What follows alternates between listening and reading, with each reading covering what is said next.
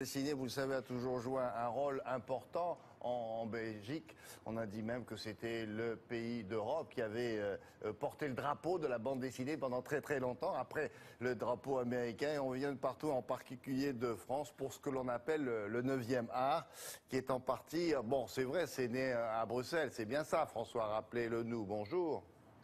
Oui, bonjour William. Alors c'est vrai qu'on peut dire que la Belgique est d'une certaine façon l'autre pays de la bande dessinée. Certains disent ici évidemment que c'est le pays de la bande dessinée. Ce qui est intéressant en fait, c'est que dans tous les personnages très célèbres qui sont nés ici en Belgique, on pense à Spirou, on pense à Tintin, mais il y en a d'autres, eh bien il y a toujours des détails, William, qui montrent la belgitude, si on peut dire, du personnage.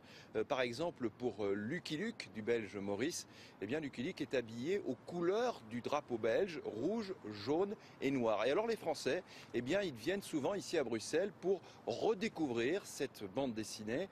Regardez le reportage que nous avons réalisé avec Frédéric Furnémont et Nicolas Gustin. Pour leur visite de Bruxelles, les touristes choisissent bien souvent l'incontournable Grand Place. Mais c'est dans les petites rues adjacentes, moins fréquentées, que l'on peut faire connaissance avec l'ADN de la ville, la bande dessinée.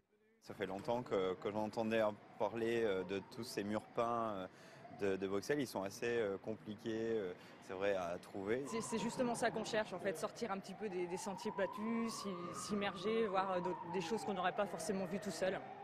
Près d'une cinquantaine de fresques ornent les murs de la ville.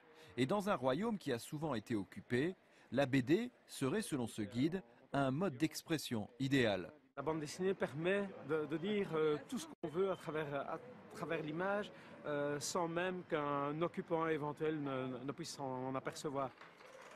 C'est d'ailleurs au tournant de la Seconde Guerre mondiale que la bande dessinée franco-belge prend son essor à Bruxelles, avec deux écoles concurrentes et deux héros.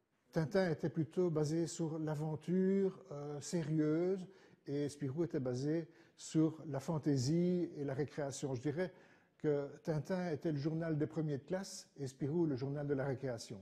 Toute l'histoire du 9e art est exposée ici, au Centre belge de la bande dessinée. On y apprend comment elle naît.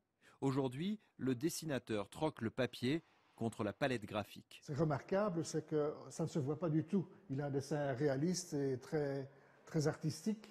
Et, tout le monde est persuadé qu'il travaille sur papier, mais ce n'est pas le cas. Avec 500 dessinateurs professionnels, la Belgique reste le pays de la bande dessinée.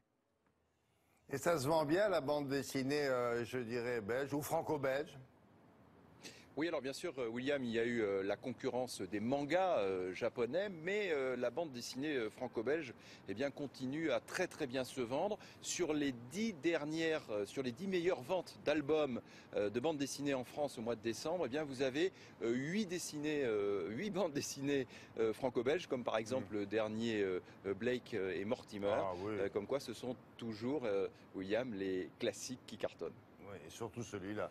Merci beaucoup. À bientôt.